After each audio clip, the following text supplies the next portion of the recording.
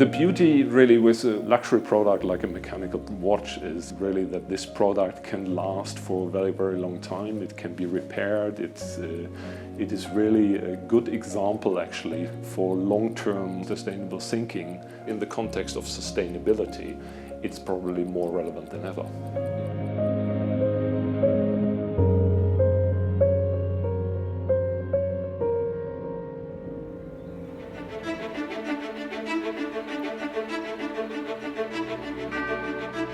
Well, we have quite a unique founding story, and you'll also notice we're one of the very few watch companies in this area of Switzerland. Our founder, Florentine Ariosto-Jones, was an American. He was an engineer, a watchmaker, but also an entrepreneur. And he came from Boston to Switzerland and first went to the west of Switzerland and came over with the idea of making an industrial process, a pocket watch movement for the American market in Switzerland. And in the west of Switzerland, his idea wasn't really well accepted, but there he met Mr. Moser. And Mr. Moser was an industrialist from Schaffhausen, and he owned a hydropower station here on the River Rhine. And he said to Jones, come to Schaffhausen, we have a very entrepreneur-friendly climate.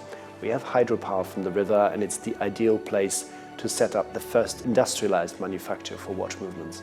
And that is why Jones in 1868 came here and set up IWC right by the River Rhine. Today we live in a society where consumption is happening faster and faster, and also the cycles of obsolescence in products are often very, very short, and you immediately upgrade or change to the next generation of the product. We're very proud that we have a product that lasts basically for eternity and that has no planned obsolescence in it whatsoever. The products like luxury watches like we produce are with you your entire life. I mean, that's your companion in life. You wear it on your skin. There is a deep connection with your watch as you look at it every day. And as we are in a sustainable industry, so it's not an article, you give away so easily, we are very much committed in actually thinking about all the value chain, being sustainable. When it comes to gold, for example, we work with recycled gold. Also here, this is to express our ambition that we are committed to recycling and to improve on all aspects of the creation and production of the product. We make sure, that when we talk about our value chain, that all our partners are certified as well. We have the responsible jewelry certification. We have it, and all our suppliers have it, to really make sure, that when you buy a precious timepiece from IWC, that you know that everything that comes into that watch is sustainable and is actually validated and certified. So in terms of sourcing, it's not only to make sure that we follow the highest standards in terms of how we source our materials, but also that we communicate about that sourcing very openly. What we do is that we committed ourselves to be truly transparent.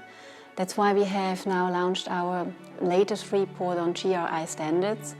And I mean, it's not, that you would say, okay, no one else could do that.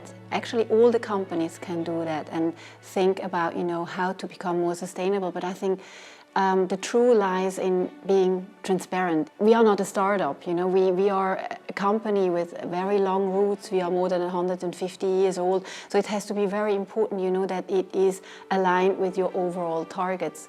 And what I can actually take to other companies is take us as an example and actually follow us and actually try to do similar things, because if all the companies do that, then our planet looks quite different. Something that people ask is can you really be sustainable in the luxury industry? And I think people are confusing inequality with luxury. You have here a steel that is forged locally, that is machined in Switzerland, that is assembled in Switzerland, watch components that are made here right in Schaffhausen, and that are sold back in Switzerland and many other markets. So I do not think that there is a part of inequality in this. What there is, of course, is that as a consumer, if you have the means to spend on inessential products, then it becomes a question as well of giving back in society. And I think we can do an important part in making sure that we reinvest the money that is made from IWC watches into sustainable development and into causes that help lessen inequality around the world. When you look at where the industry is going today, and I look at the top 10 companies today, not many of them are actually European companies. What Europe has got is a great heritage in culture, in artistic expression and in craftsmanship. And I think fine watchmaking, as many of these other skills, these artisanal skills, is an important part of keeping that heritage alive. And in that sense, I would describe luxury not as excessive or wasteful, but really in making something that is very elaborate, that is finely crafted and that can last a lifetime, that goes beyond the pure function of timekeeping.